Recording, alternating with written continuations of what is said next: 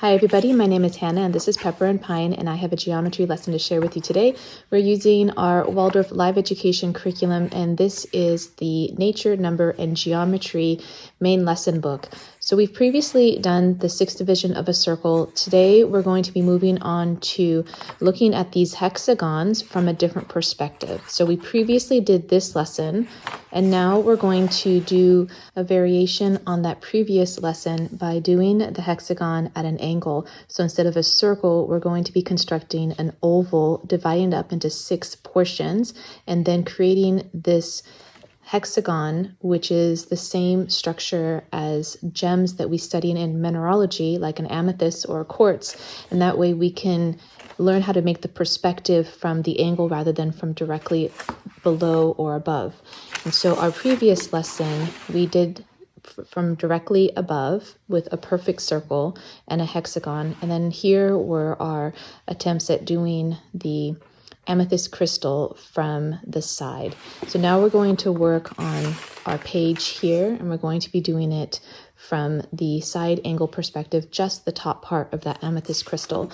I'm using our main lesson books from a child's dream. These measure 9.5 inches by 12.5 inches. They have blank pages separated by an onion skin. And while these main lesson books are a little bit large for this age, I do prefer them for our lessons as they give us enough space to do our illustrations and any of our writing content that we need to do. However, with geometry, there's very little writing and a lot more demonstrations, geometric demonstrations. And so this page gives us enough space to do all of that. I'm starting by freehanding an oval, and this is a little more challenging than you would think. And I tried to search for a stencil that was an oval shaped, or even use my Silhouette Cameo, which is a digital die cutting machine, in order to make an oval. But then I wanted to make it as freehand as possible and being as accurate as possible, just so it can be more easily recreated. So once I'm done, the oval doesn't look super oval, but at least we're able to get the points correct and we can see this side profile of a hexagon really well. And I am really happy with the way that it turned out, considering that it was a little bit hard to do the freehand oval. I took a rubber band and I thought if I just squeeze it a little bit, then maybe I could get an oval that way. And to be honest, it didn't work great, but it was enough. And doing a smaller oval is a lot easier than doing a large oval. So I'm glad that we have that one main one for this lesson itself, but doing a smaller one was a lot easier.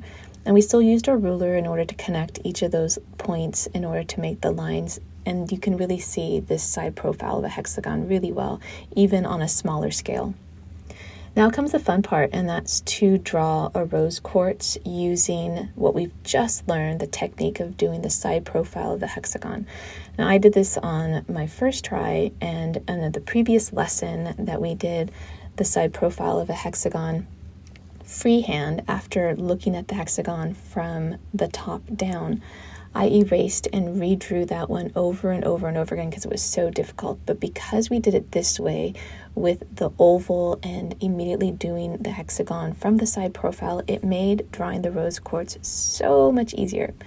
These lessons are for my 13-year-old daughter, and she was able to complete this lesson very quickly and very easily. I hope that you enjoyed this lesson. Don't forget to check out the blog post that accompanies this video for more information and links to the resources that we've used, as well as other video tutorials. And if you'd like to see how we're homeschooling on a daily basis, you can find me on Instagram and now on TikTok at Pepper and Pine.